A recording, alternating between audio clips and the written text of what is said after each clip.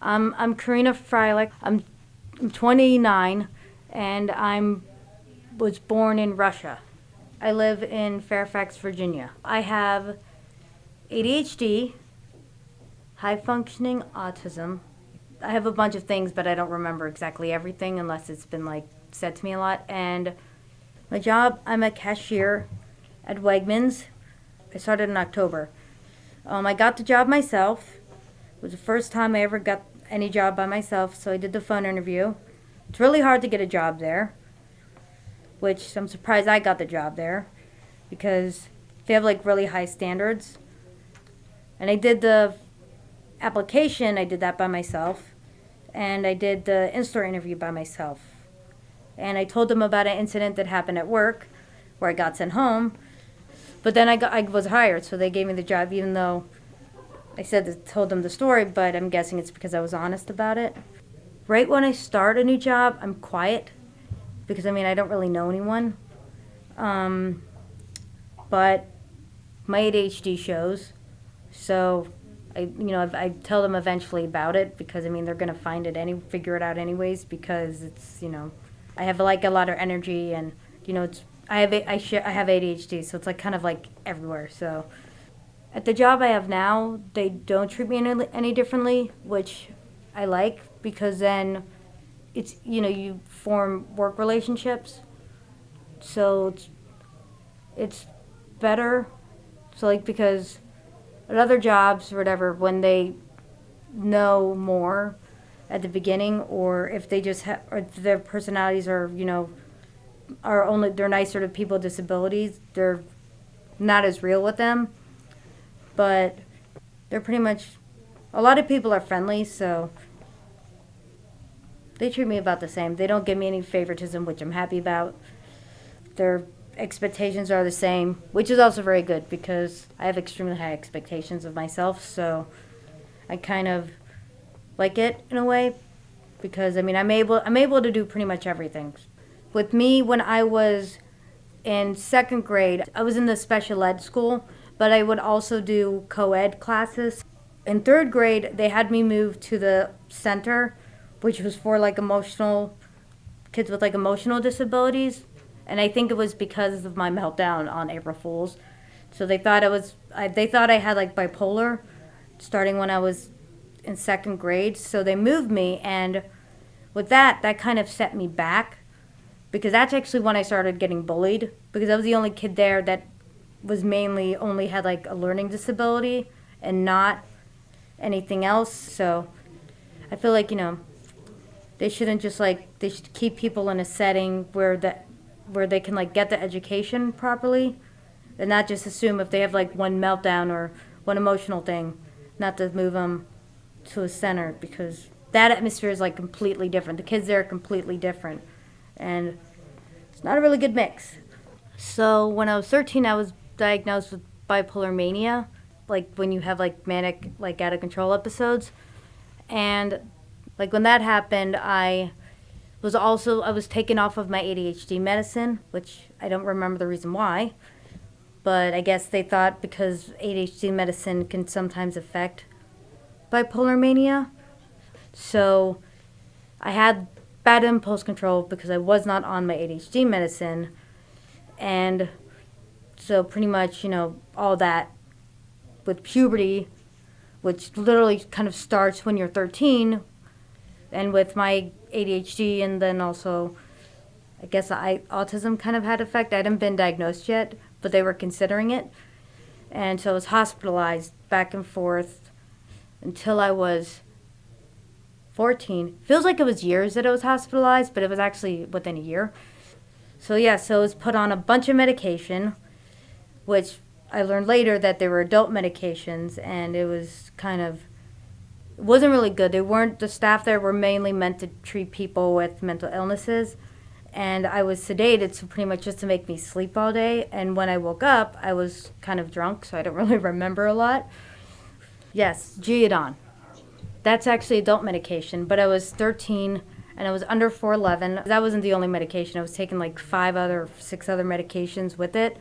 That was actually way too much for my body mass and just my body in general.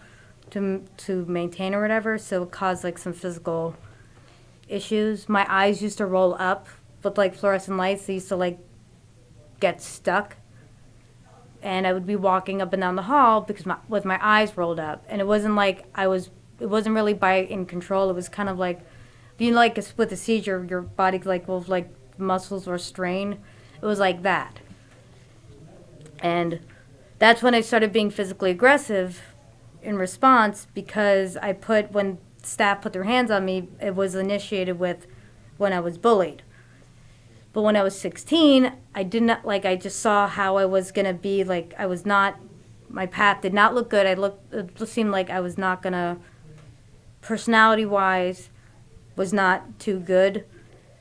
And it seemed kind of like a dark path I was heading down. So I decided to stop doing that and just respond with words and, make them, like, if they were mean to me, just kind of like response with words or whatever, because that would make better difference. And that's what I started doing, and just the craziness kind of just like stopped. So then they diagnosed me with depression bipolar. So they kind of like took it down a notch because I was no longer having manic episodes. So they kind of took it down a notch. I was still on like a lot of medications though, and I think I still have bipolar depression on my diagnosis thing, but I am only taking one mood stabilizer medication, and it's not for bipolar, it's trileptal.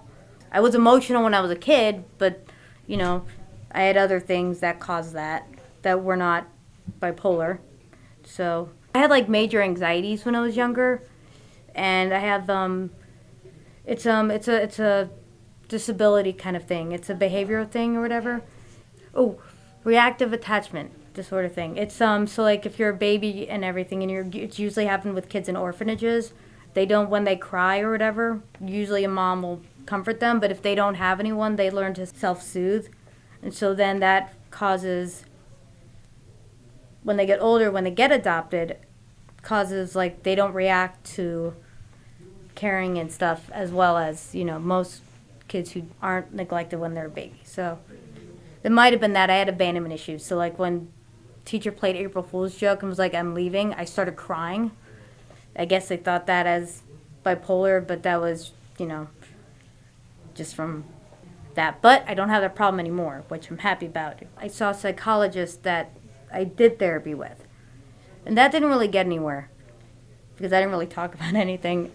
My parents, we saw a family therapist, and she wanted me to work on my issues with my adopted mom, which I personally feel like at this point, there's not really any point of trying to fix anything because it will literally just bring up, old problems. The thing I need to work on now is, getting like social relationships and working on that, because that's like what I need to work on right now.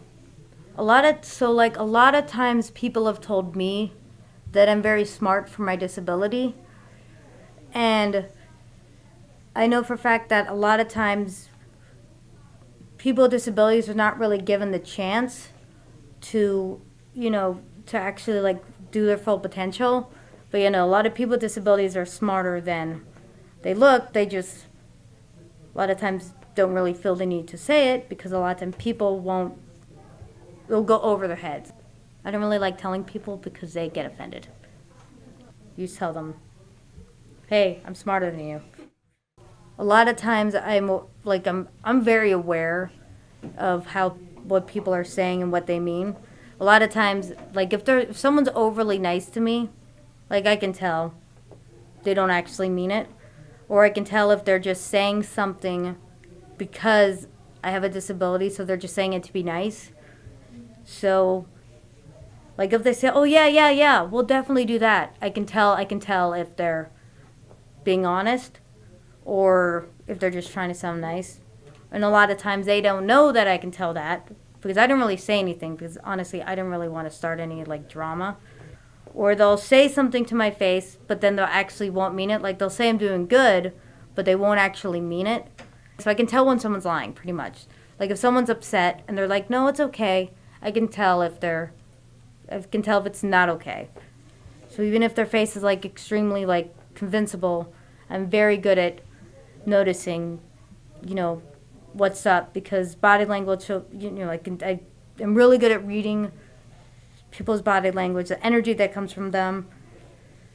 They put a lot of stuff you say down, but in actuality, people need to know that they're very aware of what's going on. And we want respect.